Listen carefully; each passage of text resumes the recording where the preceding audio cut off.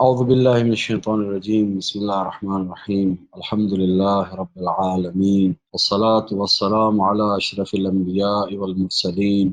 حبيبنا وحبيب إله العالمين أبي القاسم المصطفى محمد وعلى آله الطيبين الطاهرين المعصومين أما بعد واقعہ عاشورہ اگرچہ زمان اور مکان کے اعتبار سے ایک مشخص مقام اور ایک مشخص زمانے کے اندر رونما ہوا ہے، لیکن اس واقعے کی حیثیت جو کہ اسلامی تاریخ کے اندر ایک اہم موڑ کی حیثیت ہے، یہ فقط ایک زمانے یا فقط ایک مقام یا ایک مکان تک محدود چیز کا نام نہیں ہے۔ اگرچہ واقعہ کربلا یا یہ واقعہ عاشورہ جو ہے کربلا کی سرزمین پہ رونما ہوتا ہے، اور زمانے کے اعتبار سے 61 ہجری میں یہ واقعہ رونما ہوا، لیکن یہ اس زمان اور مکان تک ایک محدود چیز کا نام نہیں ہے۔ اور ہم دیکھ رہے ہیں کہ آج اتنے صدیاں گزرنے کے بعد بھی جوں جوں اس واقعے کے نسبت انسانوں کی معرفت بڑھ رہی ہے اور عاشور کے حوالے سے اور حسین ابن علی کی شناخت بڑھ رہی ہے، اتنا ہم دیکھ رہے ہیں کہ اس کے اندر ایک تر و تازگی پائی جا رہی ہے، اور ایسے لگتا ہے کہ اس پیکار کی ایک جھلک جو حق و باطل کے درمیان بشر کی تاریخ کے آغاز سے چلی آتی رہی ہے، اس کا ایک مرحلہ واقعہ کربلا زمان و مکان کے اعتبار سے ایک جگہ رونما ہوا ہے، لیکن یہ ایسی چیز نہیں ہے جس کو ہم ایک جگہ تک محدود کر سکیں۔ حق و باطل کی پیکار کے اندر جو مختلف موڑ ہیں، جیسے ایک عرض کیا تھا کہ بعثت ایک اہم مرحلہ ہے انبیاء کی اس تحریک کے اندر۔ اب اس کا تعلق کسی خاص محدود علاقے یا خطے کے ساتھ نہیں ہے فقط، بلکہ یہ ایک اللہ تعالیٰ کی جانب سے ایک ایسی الہی سنت ہے جو مختلف عرصوں کے اندر تکرار ہوتی ہے، اور بعثت انسانوں کے مبعوث ہونے کا ایک ایسا عمل ہے جو سب سے پہلے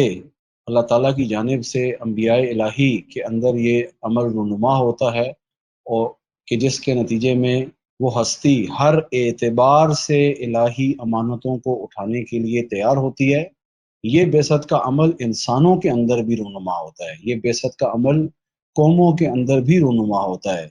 اور انبیاء کا ایک اہم کام مبعوث ہونے کے بعد اپنی قوموں کو بھی مبعوث کرنا ہے، کہ جس کے لیے اللہ تعالیٰ نے انہیں کتاب دی اور معلم بنا کے بھیجا، اور انہیں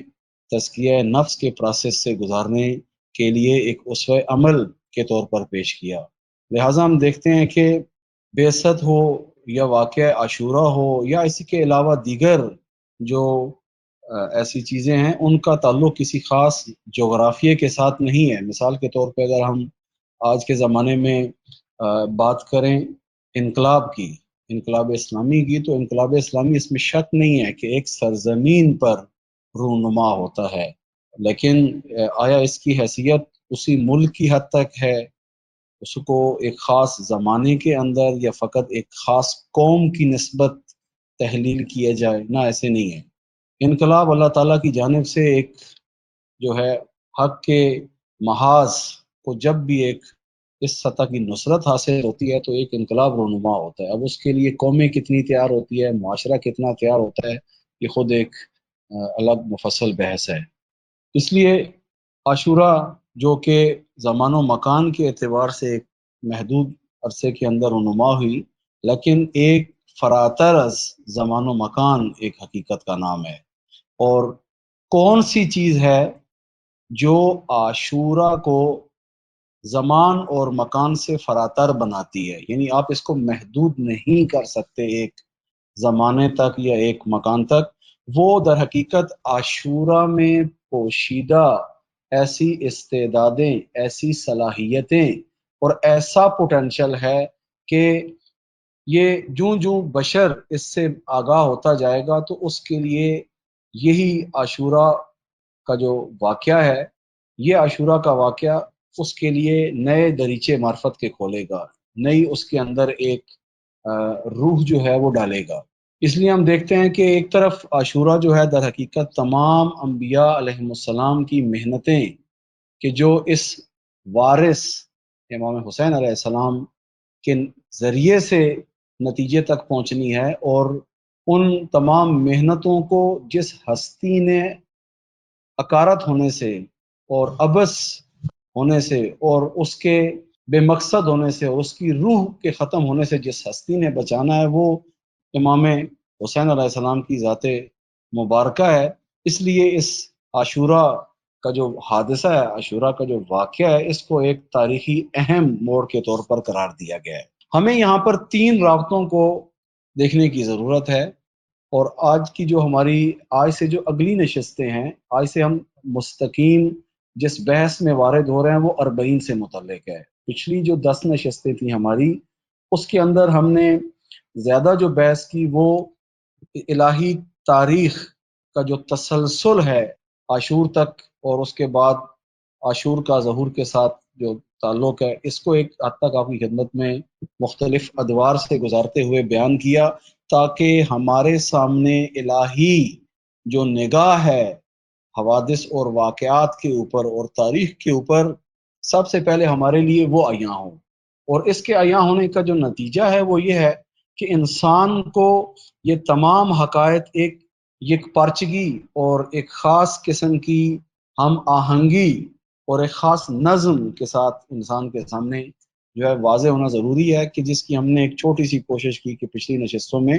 آپ کی خدمت میں یہ پہلو جو ہے وہ واضح اور عیاں ہو سکے۔ یہاں پر 3 رابطوں کو اگر ہم سمجھ پائیں تو کم از کم الہی تاریخ کے یہ جو 2 آخری اہم موڑ ہیں، یعنی عاشورہ اور ظہور، اس کو ہم اچھے انداز میں سمجھ پائیں گے۔ اور اتفاقاً آپ اس پہلو سے دیکھیں کہ دین شناسی کے حوالے سے ہمارے لیے یہ 2 اہم باب جو ہیں، یہ 2 اہم پہلو اور موضوع جو ہیں، ان کی معرفت جس قدر ہمیں زیادہ ہوگی، اتنا ہی زیادہ ہمیں آئندہ کے معاملات کے اندر اپنی تاریخ، اپنے آس پاس میں ہونے والے حوادث اور واقعات اور ان کے درمیان ہماری جو ذمہ داریاں بنتی ہیں، ان کو سمجھنا ہمارے لیے آسان ہوگا۔ ایک بڑی کنفیوژن کی وجہ جو آج کئی اقدامات کے اندر، کئی مسائل کے اندر جو ہمارے معاشرے میں پائی جاتی ہے، اور بالخصوص پڑھا لکھا معاشرہ جو بالآخر ایک کھٹکا رکھتا ہے مسائل کی نسبت، اور مسائل سے سادگی سے نہیں گزرتا، بلکہ ان کے علل و اسباب کی تحلیل اور ان کا تجزیہ کرنا چاہتا ہے، اس کے سامنے جو ایک بڑی کنفیوژن ہے، اس کی ایک بڑی وجہ ہمارے سامنے یہ ہے کہ اس کو یہ تسلسل نہیں پتا، یہ ربط نہیں پتا اس کو، جس کی وجہ سے ہمیں یہ لگتا ہے کہ ہم شاید تاریخ کے کسی خاص عرصے میں پیدا ہوئے ہیں جس میں جو کچھ ہو رہا ہے اس کا کوئی سابقہ سے تعلق نہیں ہے، یا پتہ نہیں کچھ خاص مشکلات ہیں جو ہمارے زمانے کے اندر ہیں، پہلے نہیں تھیں۔ نہ، ایسا نہیں ہے۔ سنتے ہیں نا آپ سب کہ تاریخ خود کو تکرار کرتی ہے، یعنی ایسے نہیں ہے کہ ہم یہ کہیں کہ اب شاید کو بالکل نیا ہو رہا ہے تاریخ میں، ایسا کچھ نہیں ہوا نا، ایسا نہیں ہے۔ بس تاریخ کے حوالے سے ایک نقطہ تو یہ کہ تاریخ خود کو تکرار کرتی ہے،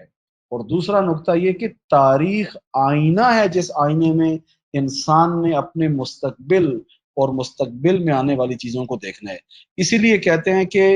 اس وقت دنیا کے اندر جو اسٹریٹجسٹ ہیں، اس وقت دنیا کے اندر جو تھنک ٹینکس اداروں کے اندر جو ایسے افراد ہیں جو اسٹریٹجیز بنانے کا کام کرتے ہیں یا پالیسی میکنگ کا کام کرتے ہیں، ان کی ایک خصوصیت جو سب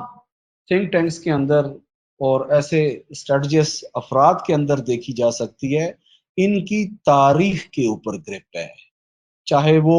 کسی بھی انداز کے اندر ہو۔ یعنی آپ اس کو کہیں بشر کی تاریخ، مثلا آپ کہیں مسیحیت کی تاریخ، یہودیت کی تاریخ، اسلام کی تاریخ، جس بھی طرح کی کہیں، ایک بڑی چیز یہ ہے کیونکہ تھنک ٹینک اداروں کی جو ایک اہم ذمہ داری ہے، یا اسٹریٹجسٹ افراد کی جو ایک اہم ذمہ داری ہے، وہ یہ ہے کہ انہوں نے ایک فیوچر لوجی کا کام کرنا ہے، انہوں نے مستقبل کی نسبت ایک نگاہ دینی ہے، آئندہ دنیا کے اندر جو حوادث اور واقعات رونما ہونے ہیں ان کی نسبت انہوں نے پالیسی میکنگ کا کام کرنا ہے۔ اس لیے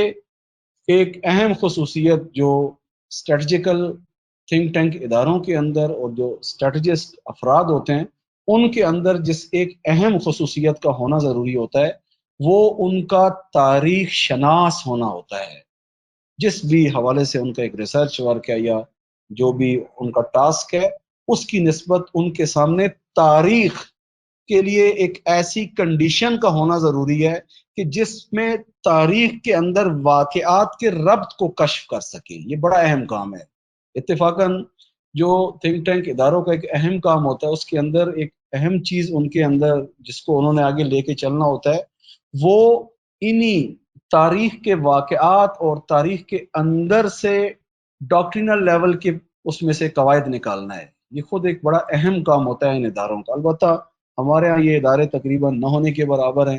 بالخصوص یہ جو ہم تھرڈ ورلڈ شمار ہوتے ہیں استعماری نگاہ سے تھرڈ ورلڈ جو ہم دنیا شمار ہوتے ہیں،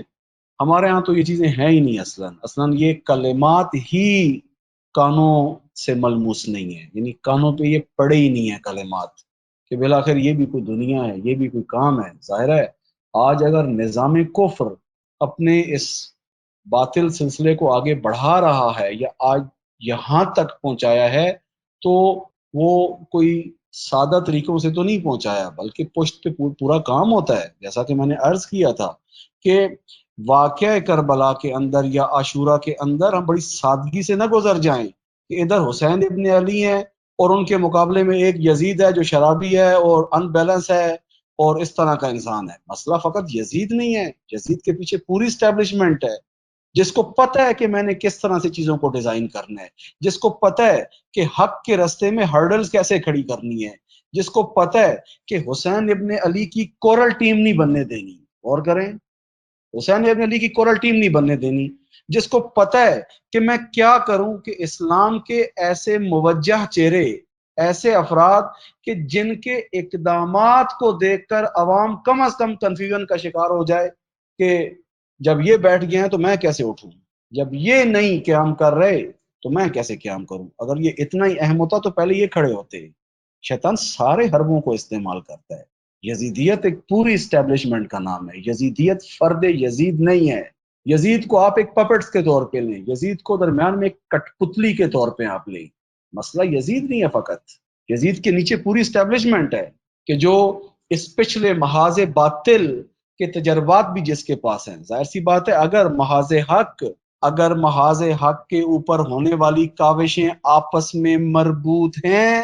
تو ایسے نہ سمجھیں کہ محاذ باطل پہ جو کچھ ہو رہا ہے اس کا آپس میں کوئی رابط نہیں ہے. نہ ایسے نہیں ہے. ظاہر ہے دشمن بھی پلاننگ بنا کے بیٹھا ہے، دشمن بھی سمجھتا ہے کہ تاریخ کے اندر ان کڑیوں کو کیسے جوڑنا ہے. اگر ہم ادھر دیکھ رہے ہیں کہ ایک زمانے کے اندر حضرت ابراہیم ہے، حضرت موسیٰ ہے، حضرت عیسیٰ ہیں اور ہر ایک دوسرے اگلے مرلے کی تکمیل کر رہا ہے یا پچھلے کے تجربات سے استفادہ کر رہا ہے، تو یہ نہیں ہے کہ محاذ کفر کی طرف جو بیٹھے ہوئے ہیں ان کا آپس میں کوئی تعلق نہیں ہے. کیسے تعلق نہیں ہے؟ مگر قرآن نے نہیں کہا ان شیاطین لیوحون الی اولیائہم، کہ شیاطین جو ہیں یہ کیا کرتے ہیں، اپنے جو ان کے چیلے ہیں ان کو کیا کرتے ہیں، یہ وحی کرتے ہیں. اور یہ جو وحی کا کام ہے ان کا، اس وحی کے ذریعے سے ظاہر ہے پچھلوں کے تجربات اگلوں کو منتقل کرتے ہیں. جہاں پہ ضعف تھا، جہاں پہ کمی تھی، کاستی تھی، وہ اس کو آ کے کیا کرتے ہیں، اگلے مرلے کے اندر کوشش کرتے ہیں کہ جبران کریں اس کا، دوبارہ وہ غلطی نہ ہو. اور اتفاقاً غلطیوں سے سیکھنے میں آج اگر آپ دیکھیں تو سب سے زیادہ محاذ باطل نے استفادہ کیا ہے. محاذ حق نے کتنا استفادہ کیا غلطیوں سے سیکھنے میں، اور محاذ باطل نے کتنا استفادہ کیا ہے. اس لیے قرآن مجید میں سورہ انعام کی یہ آیت نمبر 121 جس میں اللہ تعالیٰ فرما رہا ہے وَإِنَّ الشَّيَاطِينَ لَيُوحُونَ إِلَىٰ أَوْلِيَائِهِمْ، شیطان باقاعدہ وہی کرتا ہے اپنے کارندوں کو اور اپنے زمین کے اوپر جو نمائندے ہیں باقاعدہ ان کو جسے کہتے ہیں لے کے چلتا ہے اپنی ولایت کے اندر. ظاہر ہے شیطان جو حبوط حضرت آدم سے لے کے اب تک یہ باقی ہے، تو کیسے ہو سکتا ہے کہ آج کے زمانے میں جو ہے اس کی کاوشیں آپس میں مربوط نہ ہوں. ہم نے شیطان کو اور شیطنت کا جو مسئلہ ہے ہم نے اس کو دشمن شناسی کے حساب سے فقط سطحی طور پہ لیا ہے. مسئلہ اتنا سطحی نہیں ہے. کیوں سطحی نہیں ہے؟ اس لیے کہ اللہ تعالیٰ نے جہاں اپنی عبودیت کی طرف دعوت دی ہے، اپنی عبودیت کی طرف جہاں پہ دعوت دی ہے، وہاں پر اس مسئلے کی طرف بھی اللہ تعالیٰ نے جو ہے انسان کو متوجہ کیا ہے کہ عبودیت کے ساتھ اللہ تعالیٰ نے فرمایا ہے کہ دیکھو شیطان کی جانب سے متوجہ رہنا، شیطان کی جانب سے۔ اس لیے ہم دیکھتے ہیں کہ سورہ یاسین کی آیت نمبر 60 کے اندر اللہ تعالیٰ فرما رہا ہے الم عہد الیکم یا بنی آدم ان لا تعبدوا الشیطان انہ لکم عدو مبین، کہ یہاں پر وہ جو میں نے عرض کیا تھا آپ کو کہ ربوبیت کے نیچے ہمارے پاس دو پیراڈائم ہیں، دو راستے ہیں حق و باطل کے۔ حق کے راستے کے اوپر یہاں جو عبودیت کی بات ہے، یہ عبودیت اس حقیقی ربوبیت کے ذیل میں بات ہو رہی ہے، لیکن اس کے مقابلے میں استکباریت ہے، وہاں پر بھی عبودیت ہے۔ قرآن شیطان کی نسبت مسئلے کو کیسے اٹھا رہا ہے کہ انسان جب شیطان کے نقشے کے اندر قرار پاتا ہے تو یہاں مسئلہ عبودیت ہے، یہاں مسئلہ پرستش ہے، کیونکہ شیطان اس سے کم پہ راضی نہیں ہوتا۔ غور کریں، شیطان اس سے کم پہ راضی نہیں ہوتا۔ شیطان یہ نہیں کہتا کہ آپ آئیں ٹھیک ہے، چار باتیں میری مان لیں، چار خدا کی مان لیں، چار حق کی چیزیں ہو جائیں، چار باطل کی ہو جائیں، نہ، مسئلہ عبودیت ہے، عبودیت کے لیے ولایت ہے، عبودیت کے لیے ولایت ہے۔ لہٰذا ہم دیکھتے ہیں کہ محاذ حق کی تاریخ کے اندر بھی ایک یکپارچگی پائی جا رہی ہے، اور محاذ باطل کی جو تاریخ ہے وہاں پر بھی جو کچھ ہو رہا ہے وہ ہر اگلے عرصے کے اندر آپس میں مربوط ہے۔ ہم اس کو یہ نہیں سمجھ سکتے کہ ان کا آپس میں کوئی رابطہ نہیں ہے اور یہ پراکندہ کام ہے۔ مثلا ہم یہ سوچیں کہ جی فرعون کے زمانے میں اپنے مسائل تھے، یزید کے زمانے میں اپنے مسائل ہیں، آگے جا کے بنی عباس کے زمانے کے اپنے مسائل ہیں، اور ان کا آپس میں کوئی رابطہ نہیں ہے۔ یہ نہایت سطحی نگاہ ہے، تاریخ کو سمجھنے کے اعتبار سے بھی اور اس کو دینی نقطہ نگاہ سے دیکھنے کے اعتبار سے بھی۔ ہم کیوں حساس نہیں ہوتے کئی چیزوں کے اوپر؟ مثلا آج آپ دیکھیں لبرل ڈیموکریسی کی نسبت ہم زیادہ حساس نہیں ہیں۔ کیوں حساس نہیں ہے؟ اس کی ایک بڑی وجہ تو یہ بھی ہے کہ ہمیں پتہ ہی نہیں ہے کہ یہ کتنی بڑی سطح کا درد ہے، ہمیں یہ درد اٹھا ہی نہیں ہے۔ یعنی کم از کم یہ درد، دانت کے درد اور کان کا درد، جو کہ کہتے ہیں کہ انسانوں کے لیے سب سے زیادہ اذیت ناک درد ہیں جسمانی طور پر، دانت کا درد بالخصوص داڑھ کا، اور اسی طریقے سے کان کا درد، کہ یہ انسان کے دو ایسے درد ہیں جو انسان سے نیند چھین لیتے ہیں، انسان سے سکون چھین لیتے ہیں، انسان سکون سے نہیں بیٹھ سکتا۔ ہمیں جس دن محاذ کفر کی نسبت ہمارے اندر یہ درد کم از کم اس سطح پہ اٹھے، جتنا انسان کے اندر داڑھ کا درد ہے، جتنا کان اگر اذیت کی حالت میں ہو تو جو اس کا درد ہے، جس دن اتنا درد اٹھے گا اس دن احساس زیاں شروع ہوگا۔ اس کے بعد ہے کہ اب انسان حرکت کرے، اس کے بعد ہے کہ انسان مہاجرت کا سوچے، اس کے بعد ہے کہ اب انسان ہر چیز کو پراکندہ دیکھ کے گزر نہ جائے۔ دیکھیں یہ کائنات پراکندہ نہیں ہے۔ انشاءاللہ کبھی توفیق ملی ہم جب لبرل ڈیموکریسی کے سسٹمز پہ بات کریں گے اور اس کے اندر ہم مختلف پروٹوکولز کو کھولیں گے۔ مثال کے طور پہ امریکہ کا مثلا ڈیفنس سسٹم کس طرز کا ہے، پولیٹیکل سسٹم کس طرز کا ہے، اکنامیکل سسٹم کس طرز کا ہے، تو انشاءاللہ جب ان کو کھولیں گے اور ہر ایک کے اندر آ کے ان کا جو سٹرکچر ہے جب اس کے اوپر بات ہوگی اس وقت ہمیں سمجھ آئے گا۔ ابھی تو امریکہ مردہ بات کیا ہے کہ آسانی سے گزرنا، جیسے ہم آسانی سے گزر جاتے ہیں اور سمجھتے ہیں الحمدللہ ذمہ داری ادا ہو گئی بڑی آسانی سے، نہ اتنی آسانی سے نہیں گزرنی ادا ہوتی ذمہ داری، نہایت پیچیدہ سسٹمز ہیں۔ اور اس وقت تو لبرل ڈیموکریسی استاد ہے سسٹمز کو پیچیدہ کرنے میں، اتنی ظاہری اٹریکشن، اتنی چارمنگ کہ بندہ مسحور ہو جاتا ہے۔ سحر کس کو کہتے ہیں؟ اس وقت کسی نے اگر سحر کو سمجھنا ہو، جادو کو سمجھنا ہو، تو اس وقت سب سے بڑا جادو محاذ کفر کے پاس لبرل ڈیموکریسی ہے۔ یہ جادو ہے، مذاق نہیں ہے، جادو ہے۔ دیکھیں کیسے مسحور کیا ہوا ہے پوری دنیا کو، کیسے جکڑا ہوا ہے انسان کی استعدادوں کو، کیسے انسان کو تاریکی کے رحم میں رکھا ہوا ہے۔ لہذا تاریخ کو ہمیں ایک، جسے کہتے ہیں ایک خاص ربط کے ساتھ دیکھنے کی ضرورت ہے، اور اسی تاریخ کا ایک اہم پہلو جو ہے ہمارے پاس عاشورہ ہے، اور اسی طریقے سے ظہور۔ ہمیں یہاں تین نسبتوں کو سمجھنا ہے، اور وہ کون سی نسبتیں ہیں؟ ایک عاشورہ، اس کے بعد درمیان میں اربعین، اور تیسری جانب ہے ہمارے پاس ظہور۔ ان تینوں کے درمیان نسبت کو اگر ہم سمجھ پائیں تو آپ یوں سمجھیں کہ دین شناسی کے نام پہ جو بہت کچھ ہم چاہ رہے ہوتے ہیں کہ ہم کریں، آپ کے سامنے جسے کہتے ہیں ایک نہایت ہی بنیادی سطح کی ایسی چیزیں آ جائیں گی جس کے بعد اگر آپ کسی بھی مدرسے میں نہ جائیں، کسی بھی آپ مثال کے طور پہ لمبے چوڑے لیکچرز اور پتہ نہیں کورسز، اور یہ کورس کیا وہ کورس کیا، یہ دورہ کیا وہ دورہ کیا، ان دوروں میں بھی آپ نہ پڑھیں تب بھی آپ کو یہ چیزیں سمجھ آ سکیں گی۔ آج ہماری دینداری کی مشکل یہ ہے، بیچارے لوگ ایک وقت میں دسیوں جگہ دین کے نام پہ گھسیٹے جا رہے ہیں، لیکن آخر میں ہاتھ میں نہ کوئی بیسک چیزیں نہیں آتی دین کے بارے میں، وہ نظم نہیں ملتا، جیسا کہ بعض افراد نے یہاں پر بیان بھی کیا اپنے کھٹکوں کو، کہ آج تک جو ایک چیز ہمارے لیے مشکل رہی ہے وہ کیا تھی کہ چیزیں پراکندہ کافی تھیں، لیکن اس کو نظم کیسے دیں، ان کے درمیان ایک تعلق کو کیسے ایجاد کریں، اور اس پزلز میں بٹی ہوئی تصویر جو دین کی ہے، اس پزل کو جوڑے کیسے، مکمل کیسے کریں، یہ آج تک ایک بڑا مسئلہ ہے۔ اور اتفاقاً ہم لوگ کیا کر رہے ہیں، ہماری ایک بڑی مشکل دینداری کے اندر یہ ہے کہ ہم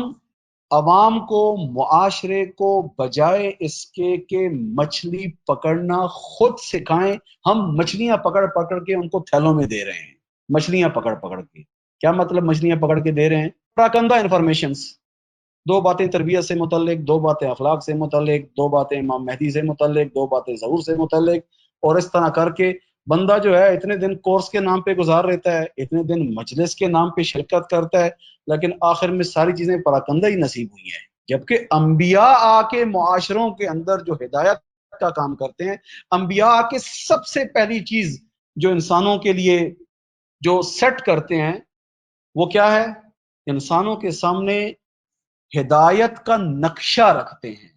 آپ کو پتہ ہے جب بھی آپ کے ذہن میں نقشے کی تصویر آتی ہے تو کیا آتا ہے فوراً؟ ارتباط، روابط، تقسیم، اجزاء،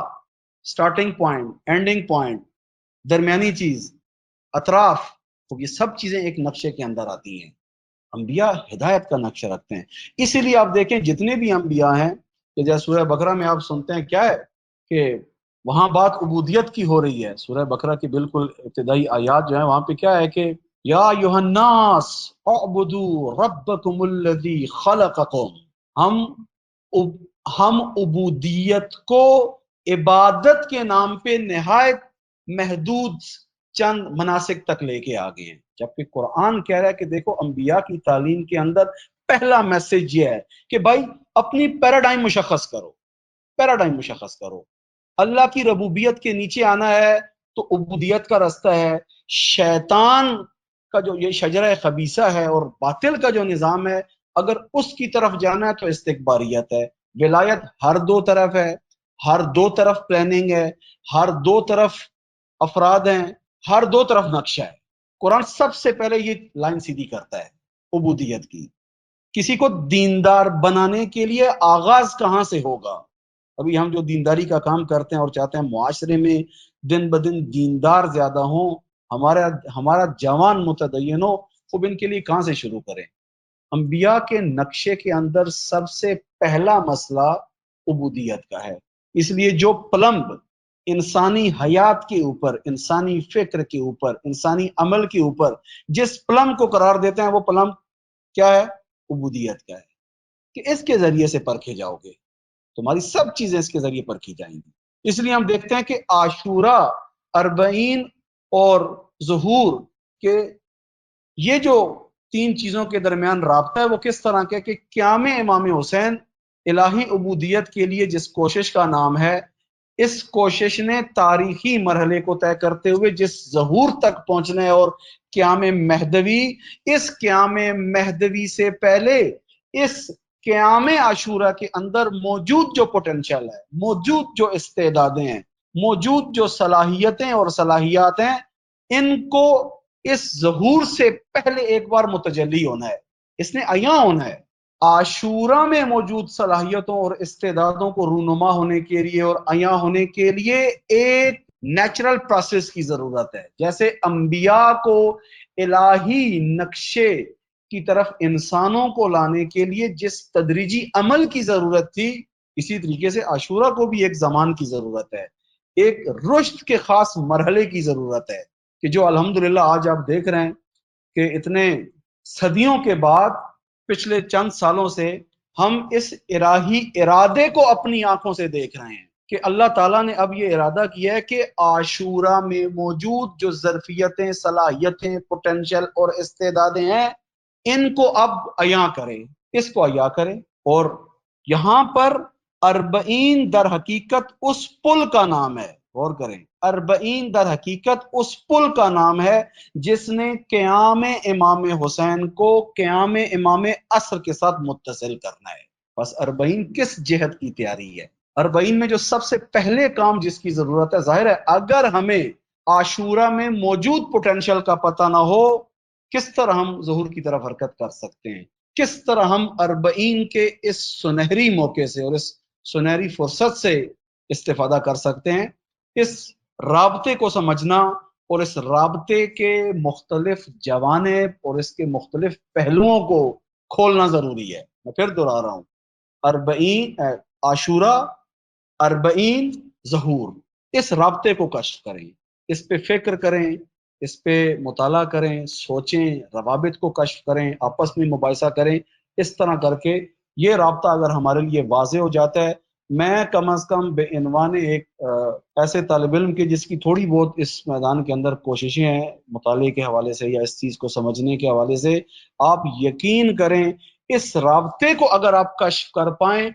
نہایت بنیادی سطح کی دین شناسی آپ کے ہاتھ لگ جائے گی، نہایت بنیادی دین شناسی۔ دینی تعلیم مچھلیاں پکڑ کے دینے کا نام نہیں ہے۔ یہ جو آپ کہتے ہیں نا دین سکھانا، دین سکھانا اس کو نہیں کہتے، دینی کام اس کو نہیں کہتے۔ دینی کام یہ ہوتا ہے کہ انسانوں کو سب سے پہلے معرفت کے مرحلے کے اندر ایک نقشہ ان کے سامنے رکھیں، پھر ہر انسان کو اس کے ظرف کے مطابق اس نقشے کی نسبت متوجہ کریں۔ ظاہر ہے انسان کے بھی مرحلے ہیں، ہر انسان ہر چیز کو ایک لیول پہ نہیں سمجھ سکتا، اور پھر نقشوں کی نسبت ہر انسان کی توانائی اور استعداد ایک جیسی نہیں ہے۔ آپ دیکھیں رسول اللہ کے اصحاب، ابو ذر باوجود اس کے کہ ایک ایسا صحابی ہے جس کے بارے میں رسول اللہ فرماتے ہیں کہ زمین نے جو ہے ابو ذر سے زیادہ سچا انسان نہیں دیکھا۔ ہاں، ایک طرف ہم ابو ذر کا یہ مقام دیکھتے ہیں اور ادھر ابو ذر کی جو شجاعت ہے اور اشرافیت جو دین کی رگوں میں رچ بس رہی تھی، اس کو کیسے للکار رہے تھے اور اس کے لیے کیسے کھڑے تھے۔ ایک طرف ابو ذر کی ایسی خدمتیں، لیکن ابو ذر کبھی بھی حضرت سلمان نہیں بن سکتے، سلیمان فارسی۔ اس لیے رسول اللہ فرماتے ہیں کہ بہت سارے راز، بہت سارے دین کے اسرار جو اس وقت سلیمان کو پتہ ہے، اگر ابو ذر کو پتہ چل جائیں تو یہی ابو ذر جو اس سطح کا انسان ہے، سلیمان کے خون کا پیاسا ہو جائے گا، حضرت سلمان فارسی کے۔ کلمہ سلمان ہے، معذرت میں ایک دو بار سلیمان کہہ بیٹھا ہوں، سلمان فارسی۔ بس تحمل ہر ایک کا ایک سطح کا نہیں ہے۔ اس الہی نقشے کی نسبت ایک بار سلمان ایک پوٹینشل اور ظرفیت ہے جو حامل دین ہے، جو دین کے فہم کو سطح پہ رکھتا ہے اور اس کے مطابق اس کے اندر حلم بھی اتنا ہے، اور ایک جانب حضرت ابو ذر ہے۔ اس لیے دیکھیں توانائیاں اور استعدادیں مختلف ہیں، بس دینداری کے اندر، دین شناسی کے اندر جو ایک اہم کام ہے، انسانوں کو دینی معلومات کی مچھلیاں پکڑانا نہیں ہے، تھیلیاں بھر بھر کے دیں کہ ہاں جی ابھی ہم نے مہدویت کا کورس بھی کر لیا، ابھی ہم نے احکام کا کورس بھی کر لیا، ابھی ہم نے فلاں کا بھی کورس کر لیا، کورس۔ اگر یہ آپ کو نظم نہیں دے سکتے، اگر آپ کے اندر ایک ان آؤٹ آپ کو نہیں دکھا سکتے کسی بحث کا، اور اس کا رابطہ انسانی حیات کے باقی موضوعات کے ساتھ کیا ہے، ایسی دینی کاوشیں عبث ہیں، یہ دینی لہو ہے، یہ دینی لہو و لعب ہے، کہیں پر بھی ہو، کوئی بھی کر رہا ہو۔ اس لیے ایک بڑی مشکل ہماری ہے، یا تو لوگ متوجہ نہیں ہوتے ان بحثوں کی طرف، اور اگر دین کی نسبت ایک رجحان ایجاد بھی ہوتا ہے تو پراکندہ کام کرتے ہیں، پراکندہ، کہیں کی اینٹ کہیں کا روڑا، بھان بتی نے کنبا جوڑا، ہر جگہ سے کچھ نہ کچھ اٹھا لیتے ہیں۔ یہ لوگ جو ہوتے ہیں نا، یہ جو کہتے ہیں الحمدللہ ہم میں تو بڑی صلاحیت اور توانائی ہے اور بڑا ظرف ہے، الحمدللہ کہیں بھی کوئی اچھی بات ہو رہی ہوتی ہے تو ہم پک کرتے ہیں. نہ، ایسا نہیں ہونا چاہیے. کیا مطلب کہیں سے بھی کوئی اچھی بات ہو آپ پک کرتے ہیں؟ یعنی آپ سوشل میڈیا پہ بیٹھ جائیں اور سوشل میڈیا کی جو پالیسی ہے کہ ایک وقت میں پراکندہ معلومات اتنی انسان کو دو کہ ایک طرف اس کے اندر ہرس ایجاد کرو سائیکولوجیکل کہ اس کو اور چاہیے، حل میں مزید مزید مزید. اس لیے آپ دیکھتے ہیں جب آپ انسٹاگرام پہ جائیں، فیس بک پہ جائیں، یا ایسے ہی باقی جو ہمارے پاس سماجی میڈیا کے پیج ہیں، تو کیا ہوتا ہے انسان تھکتا نہیں ہے، وقت کا نہیں پتہ چلتا، ایک وقت میں کتنی چیزیں دیکھنا چاہ رہا ہوتا ہے. اس لیے کہتے ہیں great of information, great of information. انسانوں کے پاس معلومات کی بھوک اور لالچ اور طمع دین کی نسبت بھی ایسے ہے. ابھی ہم نے کیا کر دیا ہے دینی اداروں نے کہ دین کے نام پہ اتنی چیزیں ہم نے پھیلا دی ہیں، کوئی اس کے درمیان ان آؤٹ نہیں ہے، کوئی تعلق نہیں ہے، کوئی ربط نہیں ہے، کوئی ترکیب نہیں ہے ان کے درمیان. نتیجہ کیا نکلتا ہے کہ لوگ اتنے کام کرنے کے باوجود بھی کچھ ٹائم بعد واضح نظر آتا ہے کہ کہیں پہ کچھ نہیں ہے. وہی لوگ جو مخاطبین ہوتے ہیں اگر ان سے ورچوئل سے نکل کر ایکچوئل پہ ان کے پاس چلے جائیں اور پوچھے کہ ہاں بھائی آپ نے بلا کر اتنے کورس کیے ہیں، اتنا کام کیا ہے، آئیں ذرا تھوڑی دیر کے لیے یہ لے وائٹ بورڈ اور بسم اللہ کریں، بتائیں کتنے کورسوں میں آپ تھے. ایٹ دی اینڈ کیا سمجھ آیا آپ کو؟ وہ بھی وہاں پہ پراکندہ باتیں کرے گا، یا تو پتہ ہی کچھ نہیں ہوگا یا پراکندگی نہیں چاہیے انسان کو. انسان دیکھیں، انسان بھینس نہیں ہے، انسان اونٹ نہیں ہے. اللہ تعالیٰ نے انسان کو انسان خلق کی ہے. انسان کو اللہ نے کھوپڑی میں بھیجا نہیں دیا، مغز نہیں دیا انسان کو. فقط انسان کے اندر تعقل کی صلاحیت رکھی ہے، انسان کے اندر فکر کی صلاحیت رکھی ہے. جو اللہ تعالیٰ نے شیر کو اتنا درندے والا جبڑا دینے کے باوجود شیر کو نہیں دی یہ صلاحیت اللہ نے. ہاتھی کو اتنا کبھی جسم دینے کے باوجود اللہ نے یہ صلاحیت نہیں دی، لیکن انسان کو دی ہے. اب جب انسان کو یہ صلاحیت دی ہے تو کس لیے دی ہے؟ ہر چیز چرے جہاں سے کچھ بھی مل جائے. اس لیے آپ دیکھ رہے ہیں کتنا نقصان ہو رہا ہے اس وقت. سوشل میڈیا پہ آئے روز ہر طرح کی پراکندہ چیزیں آ رہی ہیں، ماشاءاللہ دین کے نام پہ سارے خوش ہیں. میں آپ کو بتاؤں کم از کم میں حیات طیبہ کی بات کروں، حتیٰ ہمیں جب پوسٹرز بنانے ہوتے ہیں، یہ جو ہماری پوسٹیں آتی ہیں نہج بلاغہ سے متعلق، اس کے علاوہ خود معرف ٹی وی کے عنوان سے جو پوسٹیں آتی ہیں، باقی چیزیں، ہم اس پہ اس قدر حساس ہیں کیونکہ ظاہرہ یہ یعنی میں خود ان چیزوں کو ڈیزائن کرتا ہوں کہ اب کیا جانا چاہیے. ہم خود اس چیز پہ اتنے حساس ہیں کہ اگر یہ چیزیں لے کے بھی چلنی ہے تو ایک نظم کے ساتھ چلیں، ایک ترتیب کے ساتھ چلیں، نہ پراکندہ. اگر آپ نے کبھی مشاہدہ کیا ہو تو ایک ابھی جو ہماری ایک کوشش ہے، اگرچہ نہایت ابتدائی سطح پہ، وہ یہ ہے کہ ہم کسی بھی موضوع کو اٹھاتے ہیں ترتیب سے لے کے چلتے ہیں. حتیٰ ہم نے تو اب یہ کوشش کی ہے کہ یہ جو سٹیٹس وغیرہ کا کام بھی ہے اس کو بھی ایک ایجوکیشن کے اس میں مصرف میں لایا جائے، اور وہ بھی ایک ترتیب کے ساتھ کہ کم از کم اور کچھ بھی نہ ہو. ہم سب کو تو نہیں ٹھیک کر سکتے، ہم کم از کم اتنا کر سکتے ہیں کہ ہمارے پاس یہ جو ایک فرصت ہے اور ایک سرمایہ ہے ہمارے پاس سماجی میڈیا کے اوپر، کم از کم ہم اس ذمہ داری کو اپنے طور پہ ادا کریں. لہٰذا عاشورہ، اربعین اور ظہور کے درمیان جو رابطہ ہے اس کو کشف کرنا دین شناسی کا ایک بڑا اہم پہلو ہے. خوب، اب ہم آتے ہیں کہ ہم نے جس موضوع کو عنوان کے طور پہ ذکر کیا ہے کہ عاشورہ میں موجود جو صلاحیتیں ہیں ان کی تجلی کا نام اربعین ہے. وہ ایک بڑا اہم سوال یہ آتا ہے کہ بلاخر یہ صلاحیتیں ہیں کون سی عاشورہ کے اندر؟ کیا مطلب؟ کون سی توانائیاں، کون سی استعدادیں اس عاشورہ کے اندر پائی جاتی ہیں کہ جس کے عملی کھولتے ہوئے جو منظر ہے ہمارے سامنے وہ اربعین کے نام پہ، کہ جہاں پہ یہ استعدادیں متجلی ہو رہی ہیں کون سی ہیں. میں نے یہ چند چیزیں جو ابھی آپ خدمت میں عرض کرنی ہے، ہم نے سابقہ انبیاء کی تحریک کے اندر مختلف مرحلوں میں اس میں سے بعض کو بیان کر چکے ہیں، اور اس کو اب یہاں ہم زیادہ جسے کہتے ہیں عاشور کی نسبت اس بحث کو ہم لے کے چلیں گے. عاشور میں موجود جو استعدادیں اور صلاحیتیں ہیں ان میں سب سے ایک اہم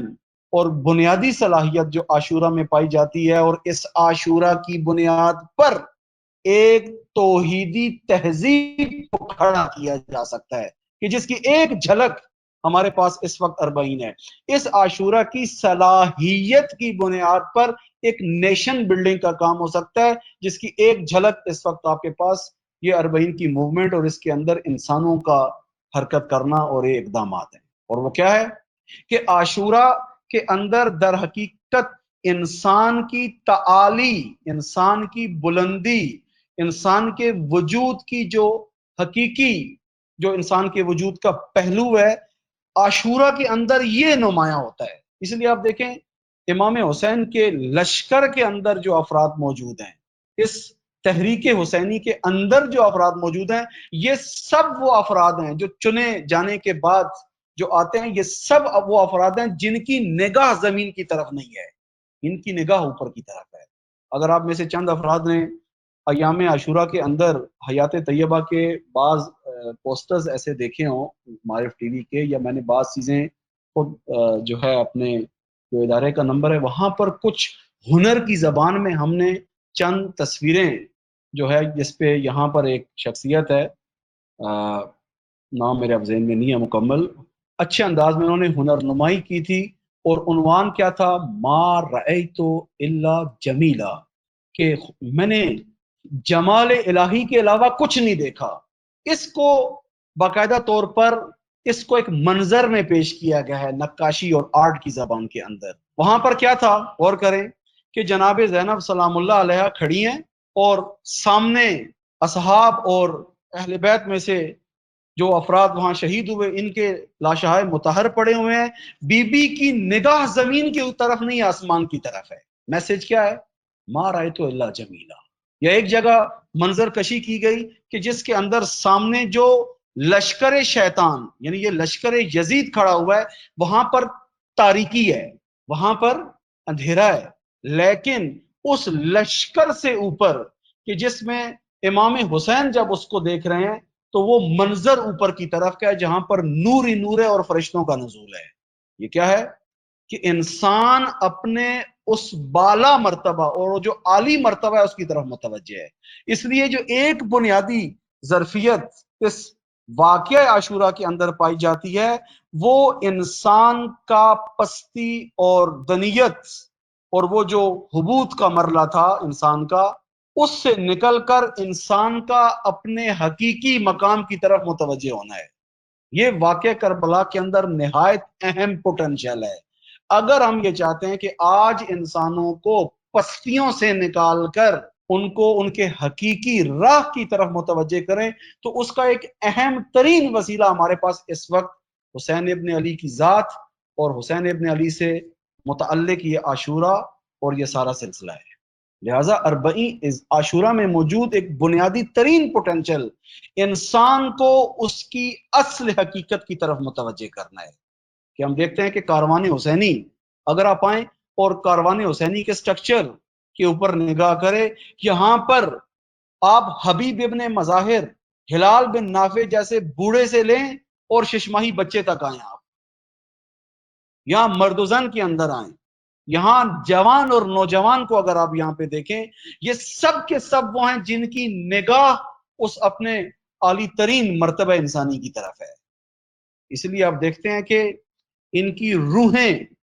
اس شب عاشور کے اندر ان جسموں سے کس طرح پرواز کرنے کے لیے بےتاب ہیں۔ کہتے ہیں کہ ایک صحابی وہی شب عاشور میں جب پتا تھا، امام نے بتا دیا کہ کل کیا ہونا ہے، اس آخری امام کے اتمام حجت کے بعد، تو ایک صحابی جس کو عام ایام کے اندر کسی نے نہیں دیکھا تھا کہ یہ زیادہ ہنس مکھ ہے یا یہ ہنستا ہے،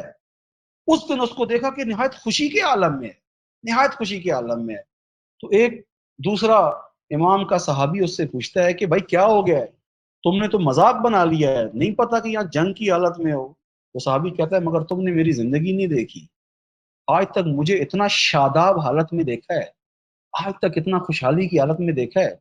کہا نہیں، تو آج کیا ہوا ہے؟ کہتا ہے تمہیں نہیں پتا، جب حسین ابن علی اس آخری گفتگو کے بعد جب مقام دکھا رہے تھے علم غیب سے اور کہہ رہے تھے کہ کل فلاں کی لاش یہاں گرنی ہے، فلاں کی لاش یہاں گرنی ہے، اور یہ جو زمین سے کل رابطے کا کٹنا ہے، جب پستیوں سے رابطے نے کٹ کر انسان نے کمال محض کی طرف جانا ہے،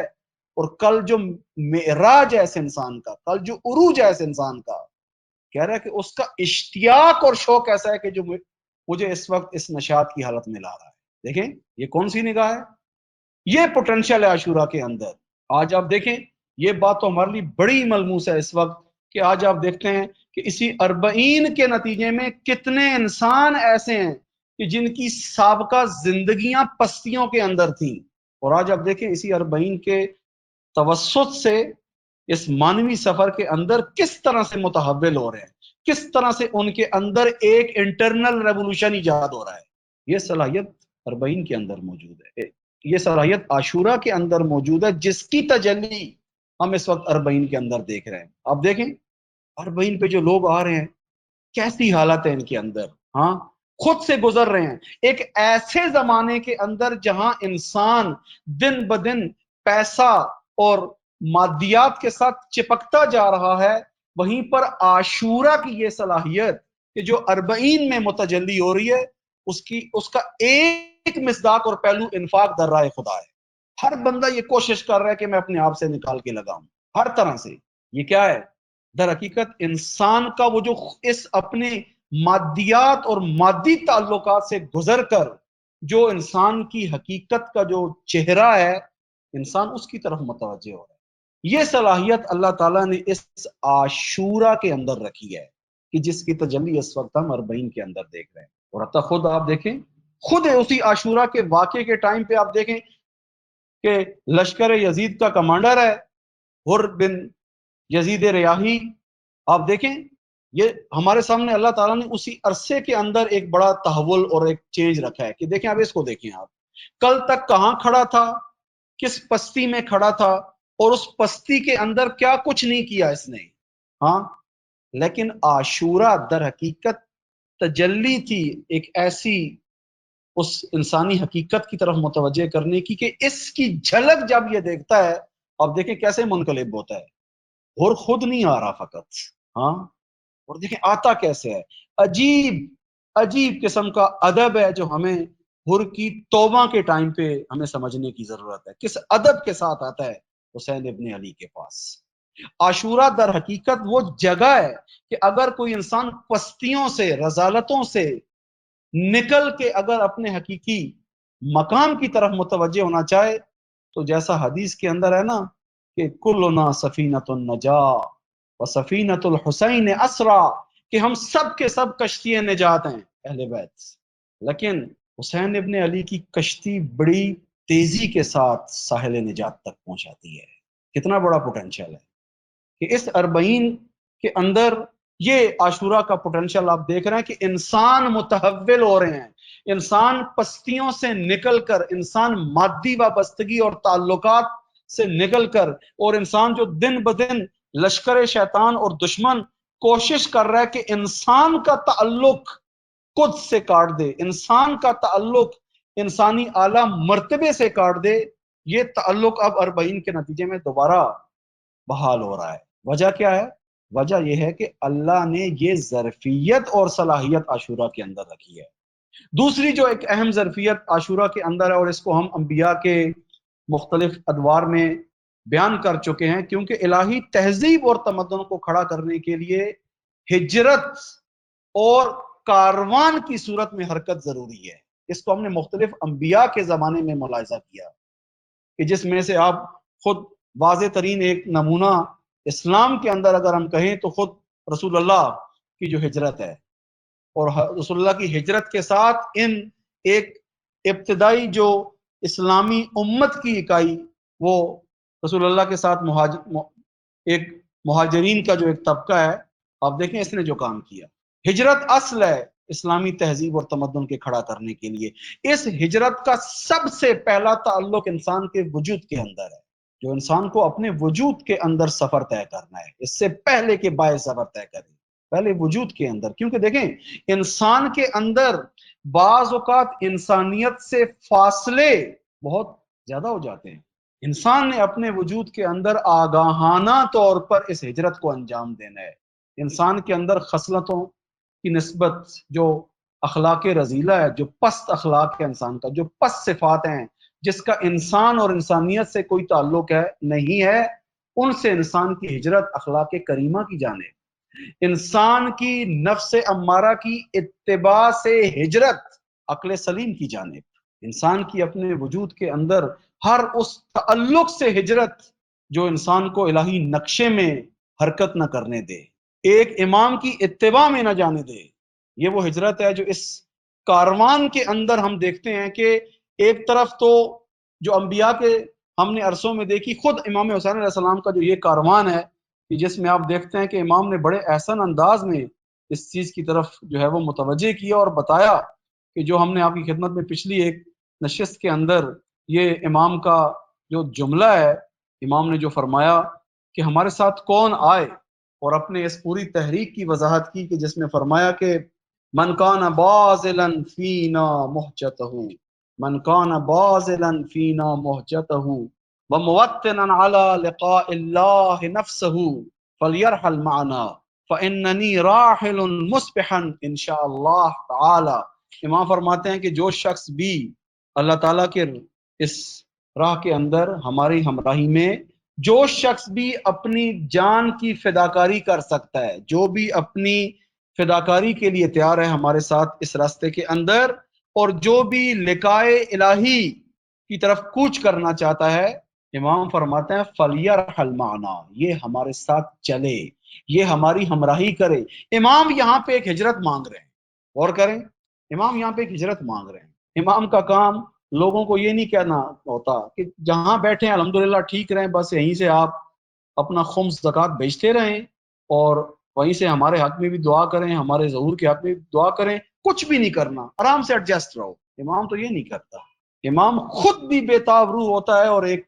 سماج کو بھی بےتاب بنا دیتا ہے۔ امام خود بھی سراپا درد ہوتا ہے اور ایک پوری امت کو بھی سراپا درد بنا دیتا ہے۔ امام نہ بیٹھتا ہے نہ بیٹھنے دیتا ہے۔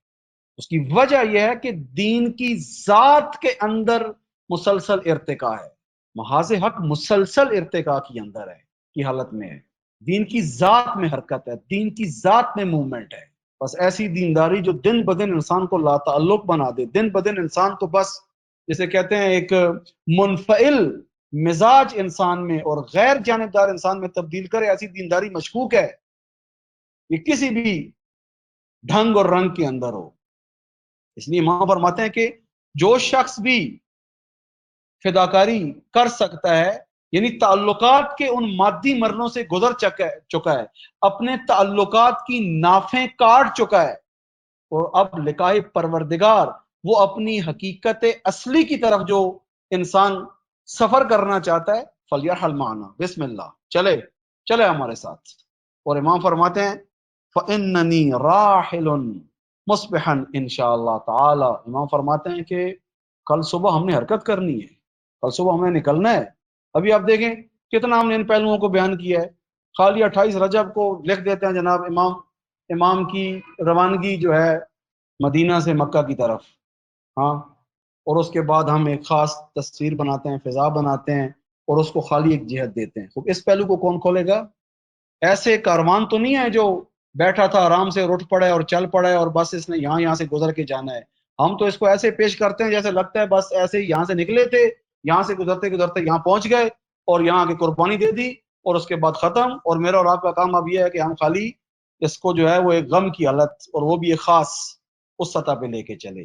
امام کا ایک ایک قدم آگاہانہ ہے۔ اس ہجرت،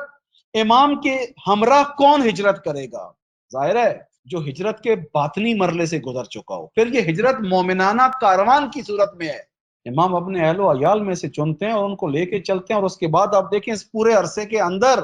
امام کس طرح یارگیری کرتے ہیں، کس طرح امام اپنے ساتھ افراد کو جوڑنے کی کوشش کرتے ہیں۔ لہٰذا آپ دیکھتے ہیں کہ یہ کاروان جس کو حسین ابن علی نے ہجرت کے مرحلے سے گزارا تھا اور اس کاروان کو ڈیزائن کیا تھا، اس کاروان کا ایک حصہ کربلا میں شہید ہو جاتا ہے، لیکن کاروان ختم نہیں ہوتا۔ کاروان کا ایک علمدار کربلا کے اندر شہید ہوتا ہے، لیکن وہ علم زمین پہ گرتا نہیں ہے۔ یہ علم اب زینب سلام اللہ علیہ کے ہاتھ میں ہے، یہ علم اب اس وقت جناب سجاد علیہ السلام کے ہاتھ میں ہے، کہ آپ دیکھتے ہیں کہ ایک سافٹ، ایک ہارڈ وار جو کربلا کے اندر رونما ہوتی ہے، اس ہارڈ وار کا مرحلہ ختم ہونے کے بعد اب جو اگلا مرحلہ شروع ہو رہا ہے پروپیگیشن کا، پروپیگنڈے کا اور میڈیا کا، یعنی سافٹ وار، اب یہ علم وہاں جا رہا ہے، اب یہ کاروان وہاں جا رہا ہے۔ یہ کاروان فقط وہاں جا کے، اور جیسے ہمارے ذہنوں میں دیکھیں آج تک اس دین کے پہلو کو کھولا ہی نہیں ہے ہم نے کہ بھائی خوب اس کو کیوں داستان اس انداز میں بناتے ہوں کہ فقط مرحلے بیان کر کے ختم. ابھی دیکھیں تاریخ میں کتنا ہمارے پاس موجود ہے کہ جب زینب سلام اللہ علیہا جب واپس جاتی ہیں مدینہ، جناب سیدہ زینب سلام اللہ علیہا کی زندگی مدینہ میں پہنچنے سے لے کر بی بی کی اس رحلت کے مرحلے تک، اس عرصے میں بی بی کیا ہے، بی بی نے کیا کیا ہے. دیکھیں کتنا میٹر موجود ہے ہمارے پاس، کتنی کتابیں موجود ہیں اس کے اوپر، کتنا کام ہوا ہے اس کے اوپر. وہ بی بی جو نہایت بحرانی ترین حالتوں کے اندر بھی اتنے شجاعانہ اور نپے تلے اقدامات کر رہی ہے. ہمارے پاس کیا ہے اس وقت کہ جب ہم پہنچا دیتے ہیں تاریخ کو مدینہ کے اندر اس کاروان کی واپسی، اس کے بعد چھٹی، اس کے بعد چھٹی. یہ کیوں ہے؟ اس کی وجہ یہ ہے کہ ہماری نگاہ کے اندر یہ تاریخ جو ہے اس کی حرکت کس انداز کی ہے اور اس کا نقشہ کس طرح کا ہے ہمارے سامنے ہے ہی نہیں. اسی وجہ سے آ کے یہاں چپ ہو جاتے ہیں، اور میرا نہیں خیال کہ کوئی اس پہ سوچتا ہو کبھی. اس دن میں نے امام حسین کی حیات کے بارے میں بیان کیا، اب آپ آئیں حضرت زینب سلام اللہ علیہ، واقعا کتنا پتہ ہے اس بارے میں. ظاہر ہے بی بی واقعہ کربلا کے بعد ایک عرصہ زندہ رہی ہیں، خوب اس عرصے میں کیا کیا ہے، کون سے اقدامات ہیں، کتنا پتہ ہے ہمیں اس بارے میں، کتنا اس پہ کام ہوا ہے. خوب عاشورہ کی یہ دوسری ظرفیت ہے کہ اس ہجرت اور کاروانی حرکت کو ہم اس وقت 40 میں متجلی دیکھ رہے ہیں. اس ظرفیت کو، یہ جو پوری دنیا کے گوش و کنار سے انسان اٹھ کر کربلا اس کعبہ توحید کی طرف آ رہے ہیں اور حسین ابن علی کے گرد جمع ہو رہے ہیں، یہ ہجرت نہیں ہے. ابھی آپ دیکھ لیں اس وقت بالخصوص ملت پاکستان، ہمارے بیچارے مومنین اس وقت کتنے پریشان ہیں، کتنی مشکلوں کا شکار ہیں، کس قدر بےتاب ہیں، کس اس کیفیت سے گزر رہے ہیں کہ اتنے عرصے میں جو زحمت کی تھی، جو کوشش کی تھی اور ایک ارادہ بنا کے بیٹھے تھے کہ اللہ تعالیٰ ہمیں توفیق دے اور یہ مسائل حل ہو اور ہم جائیں. اس وقت جو حالات بن رہے ہیں آئے روز ایک خبر سنتے ہیں، کبھی کہہ رہے ہیں کہ جناب ویزا ہی نہیں آ رہا، اپروول جمع کر رہے ویزا ہی نہیں آ رہا ہے،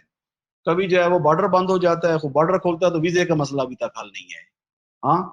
دشمن اس پوٹینشل کو سمجھ رہا ہے. دیکھیں دشمن اس نیشن بلڈنگ کی جو یہ اس وقت ظرفیت ہے، یہ جو نیشن بلڈنگ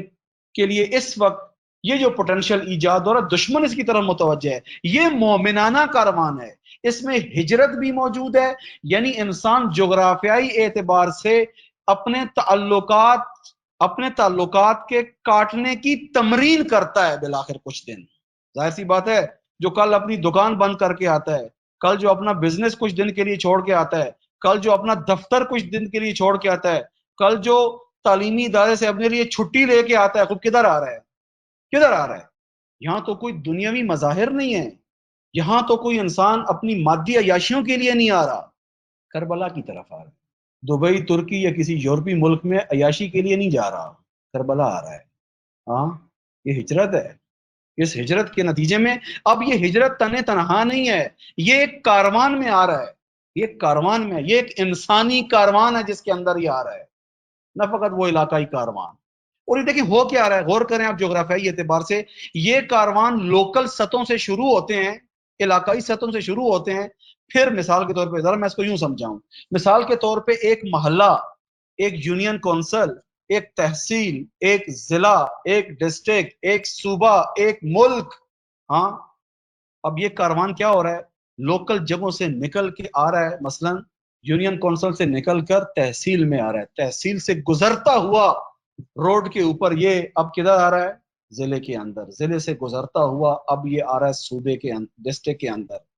ڈویژن کے اندر، ڈویژن کو کراس کرتے ہوئے اب یہ آ رہا ہے صوبے کے اندر، صوبے کو کراس کرتے ہوئے اب یہ آ رہا ہے ملک کی سطح پر، اور ایک ملک سے گزر کر اب دوسرے ملک کے اندر آ رہا ہے. یہاں پر جو کاروان پہلے جس کو آپ یوں سمجھے کہ جو ندی نالے کی حالت کے اندر تھا، یہ اب تبدیل ہو رہا ہے ایک سمندر کے اندر. یہ ہر طرف کا پانی اب آ رہا ہے کہاں پر، ایک سمندر کے اندر. تو ظاہر ہے جب یہ سمندر کی حالت اختیار کرے گا، جو کل تک ایک قطرہ تھا اپنے علاقے کے اندر، اپنے محلے کے اندر، اپنے شہر کے اندر، جو کل ایک قطرہ تھا پانی کا، اب یہ تبدیل ہو رہا ہے ایک سمندر کے اندر. آپ کو پتہ ہے نا کہ جب قطرہ سمندر سے کٹا ہوا ہو تو وہ قطرہ ہی شمار ہوتا ہے، لیکن جب یہ قطرہ سمندر کے اندر آ کے گرتا ہے، اب اس کی حیثیت سمندر کی ہے، اب اس کو کوئی قطرہ نہیں کہتا، اب اس کے اندر حیات دینے کی صلاحیت کسی اور سطح کی بن جاتی ہے، اب اس کی قدرت اور توانائی کسی اور سطح کی ہے۔ 40 اس وقت ایسی ہجرت کا کاروان ہے بشر کے لیے، حسین ابن علی کے گرد۔ تیسری ظرفیت اور استعداد جو کربلا میں پائی جاتی ہے، وہ وہی سنت محوزت ہے، وہی چھانٹ کی سنت ہے، وہی خالص کرنے کی سنت ہے کہ جو حق و باطل کے اس مرحلے کے اندر، جیسا کہ میں نے عرض کیا پچھلی 2-3 نشستوں میں سے ایک کے اندر، کہ سقیفہ کے نتیجے میں حق و باطل جس مکس انداز کے اندر چل پڑ رہا تھا، اور اس کے اندر انسانوں کے لیے تشخیص دینا کہ اس وقت حق کدھر ہے اور باطل کدھر ہے، یہ اتنا آسان نہیں تھا۔ اس عاشورہ کے واقعے کے اندر یہ ظرفیت ہے کہ حق اور باطل کی صفیں نہایت عیاں ہے، کیونکہ چھانٹ کا عمل انجام دیا ہے۔ لیکن امام حسین نے کیسے چھانٹ کا عمل انجام دیا ہے، اور کریں، وہاں گھر سے نکلتے ہوئے فرمایا فَلْيَرْحَلْ مَعَنَا، وہیں سے موقف اپنا بیان کیا، میسج اپنا کلیئر کیا کہ میں کدھر جا رہا ہوں، کون سا راستہ ہے، پھولوں کا راستہ ہے یا کانٹوں کا، عیش و عشرت کا راستہ ہے یا صعوبتوں کا، نہایت شفاف انداز میں واضح کیا۔ چھانٹ وہیں سے شروع ہوتی ہے، اور امام جغرافیائی اعتبار سے جن جگہوں سے گزر کے کربلا پہنچ رہے ہیں، ہر مرحلے پہ چھانٹ کا عمل ہے، ہر مرحلے پہ سنت محوزت الہی ہے۔ قرآن مجید کے اندر یہ چھانٹ کا مرحلہ ایک ایسی چیز ہے، ان آیتوں کو آپ نوٹ کریں اور بعد میں اس کی تفسیر دیکھیں اور اس پہ غور و فکر کریں۔ سورہ آل عمران کی آیت نمبر 142، ارشاد الہی ہے احسب الناس ان یترکوا ان یقولوا آمنا وہم لا یفتنون، کیا لوگوں نے یہ گمان کر لیا ہے، کیا لوگ یہ عقیدہ بنا کے بیٹھ گئے ہیں کہ ان یترکوا ان یقولوا آمنا، اگر تم یہ کہہ دو کہ ہم ایمان لے آئے ہیں تو اب تمہیں چھٹکارا مل جائے گا، اب تمہیں بڑے آرام سے جنت جانے دیا جائے گا، اب تمہاری دینداری ثابت ہو گئی۔ اہل ایمان کا ادعا اور دعویٰ کرنے کے نتیجے میں قرآن کیا کہہ رہا ہے، وَهُمْ لَا يُفْتَنُونَ، اور تم یہ امتحان کے مرحلے سے نہ گزرو، ہاں، در حالانکہ تم امتحان کے مرحلے سے نہ گزرو، در حالانکہ تم چھانٹ کے مرحلے سے نہ گزرو، یہ تمہارا کہہ دینا کہ ہم ایمان لے آئے ہیں، تمہارا ایک اس دعوے کی بنیاد پہ کچھ نہ کچھ دین کے نام پہ اپنا لینا کافی ہے۔ احسب الناس ان یترکوا ان یقولوا آمنا وہم لا یفتنون، کہ تمہیں فتنوں کے اندر، تمہیں آزمائشوں کی بھٹی میں نہ ڈالا جائے، اور اس بھٹی میں ڈلنے کے بعد تمہاری کانٹ چھانٹ کرنے کے بعد نہ پتہ چلے کہ تم کس سطح کے انسان ہو، تمہارا ایمان کس سطح کا ہے، تمہاری نصرت امام کا دعویٰ کس سطح کا ہے، اس چھانٹ کے بغیر تمہیں جانے دیں گے؟ احسب الناس ان یترکوا ان یقولوا آمنا وہم لا یفتنون۔ اور اسی طریقے سے سورہ بقرہ کی آیت نمبر 155، وَلَنَبْلُوَنَّكُمْ بِشَيْءٍ مِّنَ الْخَوْفِ وَالْجُوعِ وَنَقْصٍ مِّنَ الْأَمْوَالِ وَالْأَنفُسِ وَالثَّمَرَاتِ، کہ ہم ضرور بے ضرور تمہیں آزمائیں گے، ہم ضرور بے ضرور آزمائیں گے، ہم تمہیں ضرور بے ضرور چھانٹ کے مرحلے سے گزاریں گے۔ اور اس چھانٹ کے لیے چھانیاں کون سی ہیں؟ ہاں، ایک چھاننی کا نام خوف ہے۔ طاغوت کیا کرتا ہے، غور کریں، لشکر شیطان کیا کرتا ہے؟ لشکر شیطان کا ایک ہتھ کنڈا انسانوں کے اندر خوف ایجاد کرنا ہے، ایک انسانوں کے اندر بھوک اور پیاس ایجاد کرنا ہے۔ جیسے آج آپ دیکھ رہے ہیں اس وقت کیا دنیا کے اندر حالت ہے، وَنَقْصٍ مِّنَ الْأَمْوَالِ وَالْأَنفُسِ وَالثَّمَرَاتِ، تمہیں ایسے مرحلوں سے گزارا جائے گا کہ تمہیں اپنے ہاتھوں سے مال دینا پڑے گا، تمہیں اپنی جانیں دینی پڑیں گی، اور تم نے بہت کچھ اپنے پاس جو جمع پونجی کی ہوئی ہے اور جو بہت کچھ اکٹھا کیا ہوا ہے، تمہیں سادے سے ہاتھ دھونا پڑے گا، گزرنا پڑے گا۔ لیکن دینداری یہ ہے، حقیقی دین جو اس وقت معاشرے کو متعارف کروانے کی ضرورت ہے، اور نہ فقط بیان کرنے کی ضرورت ہے بلکہ بیان کے ساتھ انسانوں کے ساتھ تعاون کی ضرورت ہے، کہ ایسی دینداری کے لیے خود کو تیار کر سکیں، اس وقت اس کام کی ضرورت ہے۔ عاشورہ میں یہ پوٹینشل موجود ہے کہ جس کو ہم 40 میں دیکھ رہے ہیں، کہ 40 میں دن بدن انسان چھن رہے ہیں، بڑے شستہ رفتہ انسان آ رہے ہیں۔ آپ غور کریں، نیشن بلڈنگ کے حساب سے پوری دنیا سے کہیں پر بھی کسی انسان کی فطرت بیدار ہے، کہیں پر بھی کسی انسان کی عقل پہ اگر پردے نہیں ہیں، اس وقت 40 کے اس پوٹینشل کی طرف متوجہ ہو رہا ہے. چھانٹ ہو رہی ہے نا، چھانٹ ہو رہی ہے. ایک طرف ہم دیکھتے ہیں کہ یورپ کے اندر ہم جنس پرستی کے اس وقت مظاہرے ہو رہے ہیں اور لوگ روڈوں پہ نکل رہے ہیں، یہ ایک لشکر شیطان ہے. ہاں، اور اسی یورپ سے، اسی کفر کے مراکز سے آپ دیکھ رہے ہیں کہ ایک ایسی نئی نسل بھی اٹھ رہی ہے جو اس وقت کربلا کی طرف آ رہی ہے. یہ چھانٹ نہیں ہے. میں نے اس بحث کو ایک انداز میں یہاں پہ لکھا ہے. ایک بڑے چند سوال ہیں میرے جو تحقیقی کام ہے، جس پہ بعد میں کام کیا جائے، ہم محنت کریں اس کے اوپر، خود ایسی سنت محوزت کے اوپر. مثلا سنت محوزت اور اللہ تعالیٰ کا نظام حکمت کیسے ہے، سنت محوزت اور انسانی رشد کے لیے دین کی منصوبہ بندی. اب یہ ایک بحث ہے. سنت محوزت اور امام کی حکمت عملی، ایک کاروان کو استقامت کے ساتھ سنت محوزت کے مرحلے سے گزارنا، یہ کیا ہے؟ یہ ساری دین کی بحثیں ہیں. سنت محوزت اور استقامت امت کا امتحان، سنت محوزت اور اس محوزت کے نتیجے میں جو اقلیت چھننے کے بعد پائیکار رہتی ہے اور استقامت دکھاتی ہے، یہ کس طرح سے یہ اقلیت اکثریت پہ غلبہ حاصل کرتی ہے، یہ کیسے ہوتا ہے. اسی طریقے سے سنت محوزت اور انسان کی اجتماعی زندگی، سنت محوزت اور تعلیم و تربیت کا نظام. تعلیم کون سی دیں ہم معاشرے کو اس وقت؟ ہم جو کہتے ہیں نا الہی دینی تعلیم کیا ہوگی، خوب دینی تعلیم نہیں ہے. یہ تو کیا ہے ابھی جو ہم بیان کر رہے ہیں، یہ دینی تعلیم نہیں ہے.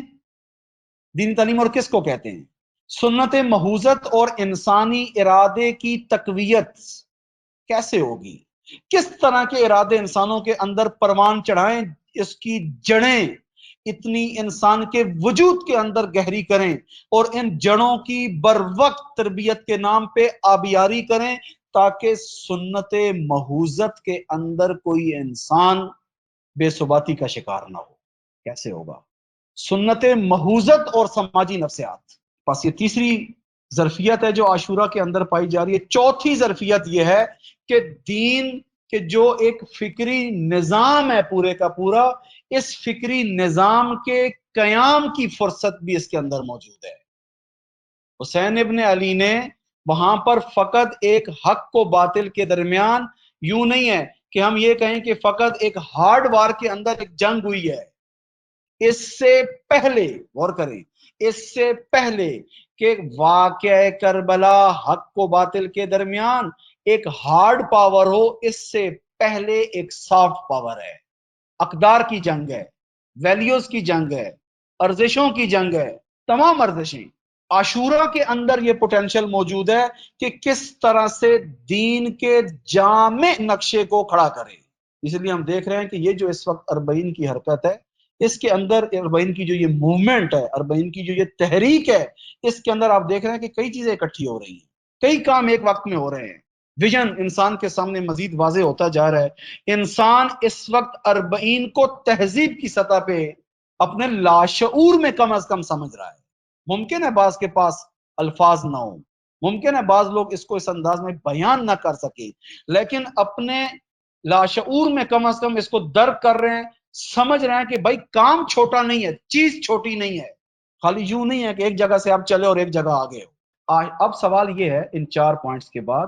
عاشورہ میں موجود ان ظرفیتوں کے عملی ہونے کے لیے کیا اقدامات ہوئے ہیں؟ سب سے پہلا اقدام جو عاشورہ کی ان ظرفیتوں کو عملی کرنے کے لیے انجام دیا گیا ہے، وہ اسی کاروان اسرا کے ذریعے سے اس کام کو آگے چلایا گیا ہے. یہ جو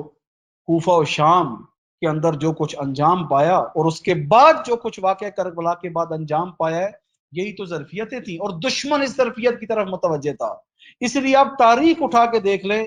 کہ کتنے زمانوں کے اندر کوشش کی گئی ہے کہ امام حسین کی قبر مطہر کے نام و نشان بھی مٹا دیے جائیں، پانی چھوڑا جائے، مٹا دیا جائے سب کچھ. سوال میرا سب سے سوال ہے خوب ایک قبر سے کیا مشکل ہے؟ ہاں، اگر یہ سمجھتے ہو کہ کربلا کے اندر تم فاتح ہو اور تم نے میدان جیت لیا اور تم نے نعوذ باللہ اس خانوادہ عصمت و طہارت کو ذلیل و خوار کر دیا، نعوذ باللہ، تو خوب مشکل کیا ہے اب تمہیں؟ اب تو تمہارے نزدیک یہ مٹی اس وقت کیوں سراپا پیکار ہے تمہارے مقابلے میں؟ آج آپ دیکھ رہے ہیں کیوں عزاداری، غور کریں، کیوں عزاداری اس وقت دشمن کے گلے کے اندر اور دشمن کی آنکھ کے اندر کانٹا ہے؟ کیوں؟ وجہ کیا ہے؟ مسئلہ یہ ہے کہ ہم اس مسئلے کو سمجھے نہ سمجھے، دشمن کو اس پوٹینشل کا پتہ ہے۔ یہ جو میں نے 4 پوائنٹس آپ کی خدمت میں عرض کیے ہیں، اس وقت دشمن کے اقدامات کو دیکھیں اور اس کے بعد اس پوٹینشل کو دیکھیں۔ ہم نہیں جاگے، یاد رکھیے گا جب قوموں کے لیے اللہ موسیٰ دے رہا ہوتا ہے، قوم موسیٰ کے آنے اور اس کے بعد دریائے نیل کو کراس کروانے کے بعد بھی نہیں سمجھ پاتی کہ موسیٰ کون ہے، لیکن فرعون کو نطفے کے مرلے سے پتا ہوتا ہے کہ فرعون کو پتا ہوتا ہے کہ موسیٰ نے آکے کیا کرنا ہے، موسیٰ کس چیز کا نام ہے۔ شیطان اس طرح آگے بڑھتا ہے۔ دشمن کو آج پتا ہے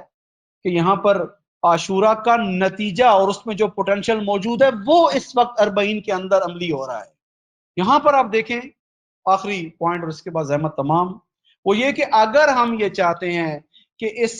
ظرفیت اور استعداد کو آگے بڑھائیں، 40 اس عاشورہ کی 2 اہم اقدامات جن کو انجام دینے کی ضرورت ہے۔ ایک طرف 40 کی اس ظرفیت اور پوٹینشل کو اور اس پیغام حسین ابن علی کو محفوظ رکھنے کی ضرورت ہے، جس کی اس وقت ہمارے پاس بہترین روش مجالس اعضاء ہے۔ مجالس اعضاء کس لیے ہیں؟ در حقیقت اس پوٹینشل کی بقا کے لیے، اس پوٹینشل کی حفاظت کے لیے اور اس کو نسل در نسل پہنچانے کے لیے کہ بھائی عاشورہ میں ہے کیا، عاشورہ کس لیے ہے، اور اس کے ساتھ دوسرا جو اہم ذریعہ ہے اس ظرفیتوں کو عملی کرنے کے لیے، مجالس ان ظرفیتوں کی شناخت، پہچان اور اس کی حفاظت کے لیے ہے، بدعتوں سے اور انحرافات سے، کہ مجالس برپا کرو، اس میں بیان کرو، اور اس کے بعد جو ان ظرفیتوں کے عملی ہونے کا میدان اس وقت اللہ نے بنایا ہے وہ 40 ہے۔ لہذا دونوں کام اس وقت ضروری ہے۔ اور یہاں پہ یہ یاد رکھیں، ایک سوال ہے، کون سا واقعہ، کون سا فینومینا، کون سا حادثہ ایسا ہوتا ہے جس کے اندر عالمی سطح پر پھیلاؤ کی صلاحیت موجود ہوتی ہے؟ سوچیں اس کے اوپر، کیسے حوادث، کیسے واقعات کے اندر یہ صلاحیت موجود ہوتی ہے کہ وہ عالمی سطح پہ پہچانے جائیں۔ ہم کسی توہم کا شکار تو نہیں ہے اس وقت کہ بھائی 40 ایک عالمی پوٹینشل ہے، 40 یہ ہے، 40 وہ ہے، نہ، ہم کسی توہم کا شکار نہیں ہیں، ہمارے پاس دلیل ہے۔ ہر وہ واقعہ، غور کریں، ہر وہ واقعہ، ہر وہ حادثہ، ہر وہ فینومینا جو انسان کے وجود، انسان کے وجدان کے ساتھ رابطہ ایجاد کر سکتا ہے، ایسا واقعہ جہانی ہوتا ہے، ایسا واقعہ عالمی ہوتا ہے، یہ ورلڈ لیول پہ دیکھا جاتا ہے، یہ دن بدن پھیلتا ہے، اس کو کوئی روک نہیں سکتا۔ واقعہ عاشورہ میں یہ صلاحیت موجود ہے۔ 40 اس پیغام کی نسبت اس پوٹینشل کو رکھتا ہے کہ آپ اس پیغام کو جہانی سطح پہ لے کے آؤ۔ اس لیے ہمیں اگر اس صلاحیتوں کی طرف توجہ ہماری اگر اس صلاحیتوں کی طرف نہ گئی تو یاد رکھیے گا، الغافل لا یغفل، جو غفلت کا شکار ہوتا ہے دشمن نہیں اس سے غافل ہوتا۔ ابھی آپ دیکھ لیں میڈیا بائیکاٹ جو دشمن نے کیا ہوا ہے، دنیا کے اندر گند سے گند بھی کہیں پہ موجود ہو تو صبح و شام اٹھا کے دکھا رہے ہوتے ہیں، لیکن اتنی بڑی 40 بات بالکل ہضم، اس کے بارے میں ضد و نقیص چیزیں، اس کے بارے میں مسائل کی نسبت چشم پوشی، جیسا کہ آج آپ خود دیکھ رہے ہیں اس وقت یہی جو 40 کی نسبت مسائل ہیں ہمارے، کتنا اس کو اٹھایا جا رہا ہے، کتنا، کس سطح پہ اس کو اٹھایا جا رہا ہے۔ واقعا لوگ اس مسئلے کو دیکھ رہے ہوں کہ خود جو ہمارا عالمی میڈیا ہے، جو ہمارے یہ لوکل چینلز ہیں، ان مسائل کو کتنا ان پہلوؤں سے اٹھا رہے ہیں۔ اگر آپ کو عالمی تناظر کے اندر اٹھتا ہوا یہ نظر نہ آئے اور اسی طریقے سے لوکل سطح پر جو کچھ ہمارے پاس ملکوں میں موجود ہے یہاں پر نظر نہ آئے، تو ایک بات پہ ایمان لے آئیں کہ دشمن اس پوٹینشل کو سمجھتا ہے کیا ہونے جا رہا ہے، اس لیے سوشل بائیکاٹ ہے، اس لیے سوشل بائیکاٹ ہے۔ सोशल मीडिया, इसी तरीके से मीडिया के अंदर अब प्रिंट मीडिया है, इलेक्ट्रॉनिक मीडिया है, हर तरह का बाइकाट है। ये एक तरफ, और उसके मुकाबले में जो बाकी फैज़ा बनाना है ये एक तरफ। अल्लाह ताला से दुआ है कि हमें 40 आशूरा में मौजूद इस्तेदादों और सलाहियतों को समझने, दर्क करने की तौफीक अता फरमाए, और इन इस्तेदादों और ज़रफ़ियतों को अपनी नस्लों तक पहुँचाने के लिए मजालिस की फुर्सत से इस्तेफादे की तौफीक अता फरमाए, और इसी तरीके से आशूरा में मौजूद इन सलाहियतों की अमली मैदान में जो तजल्ली है 40, इसकी मार्फत और इस निस्बत से हर तरह की खिदमत जो हमारे ज़रिए से इस तहजीबी फुर्सत के हवाले से हो सकती है, इसको अंजाम देने की अल्लाह ताला हमें तौफीक अता फरमाए। अस्सलामु अलैकुम व रहमतुल्लाहि व बरकातहू।